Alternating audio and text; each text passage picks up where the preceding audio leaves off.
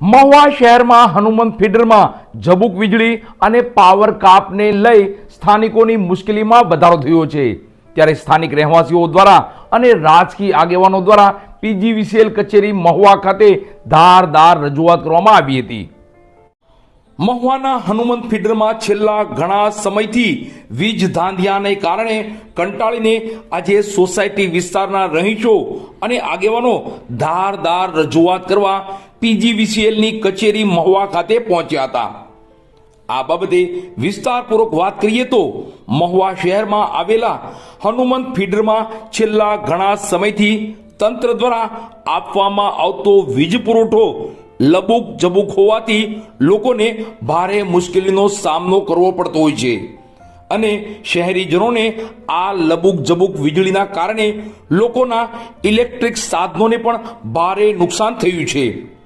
ત્યારે આજરોજ સોસાયટી વિસ્તારના રહીશો, નગરપાલિકાના નગરસેવકો, નગરપાલિકાના પૂર્વ નગરસેવકો સહિતના આગેવાનો દ્વારા મહુવા વીજ કચેરી ખાતે જઈ કાર્યપાલક ઇજનેર જે.આર. ગામિતને મૌખિકમાં રજૂઆત કરવામાં આવી હતી અને વહેલી તકે આ પ્રશ્નનું જો નિરાકરણ નહીં આવે તો મોટી સંખ્યામાં હનુમંત ફીડરના રહીશો કચેરીએ એકઠા થશે અને તેની સંપૂર્ણ જવાબદારી વીજ તંત્ર મહુવાની રહેશે તેવું લોકોએ જણાવ્યું હતું।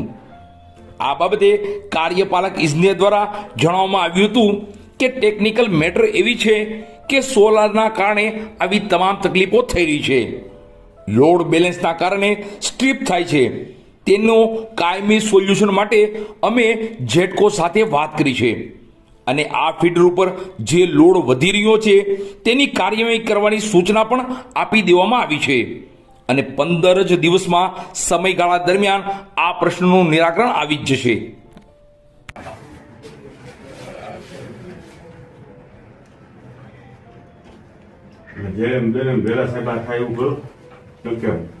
હવે આપણને 15 દિવસનો ટાઈમ આપે છે, બરાબર? 15 દિવસનો ટાઈમ લઈ લઈએ એમનો, તમે સાહેબ પોસિબલ એટલું જે પોઝિટિવ થાય આથી ચાલુ કરી દીધું સાહેબ। આપણે કોઈ મને વાત કરો એમાં સોલારના ઇન્જેક્શનને લીધે એટલે વધારાના એમ્પિયર આવવાને લીધે થોડીક ટેકનિકલ મેટર છે। લોડ અનબેલેન્સ થાય છે અને લોડ અનબેલેન્સ થવાને લીધે એ ટ્રિપિંગમાં પરિણમે છે।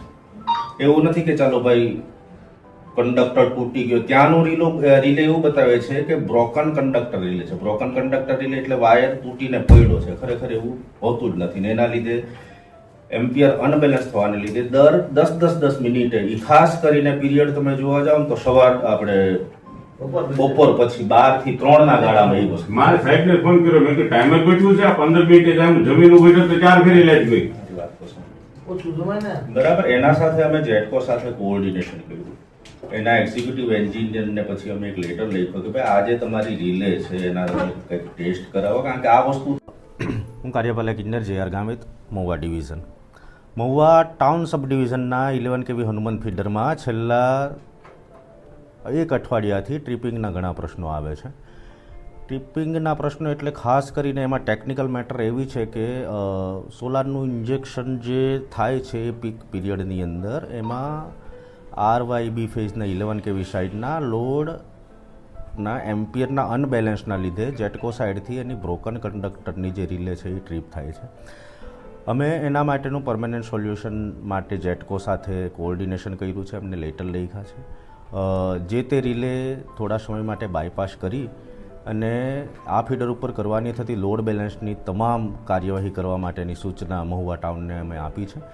ડિવિઝન ઓફિસ તરફથી અમે એમને પૂરતી મેન પાવર, મસલ્સ પાવર કે જે કંઈ જોઈતું હોય મટીરિયલ પાવર પણ અમે પ્રોવાઈડ કરશું અને આનું સોલ્યુશન વહેલામાં વહેલી તકે આવી જાય એ રીતે અમારા પૂરતા પ્રયત્નો છે અને મને આશા છે કે આપનો પણ ગ્રાહકોનો પણ સહકાર અમને આ બાબતે રહેશે।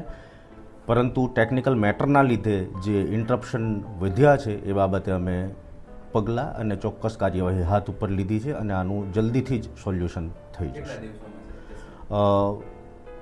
Maximum 15 days।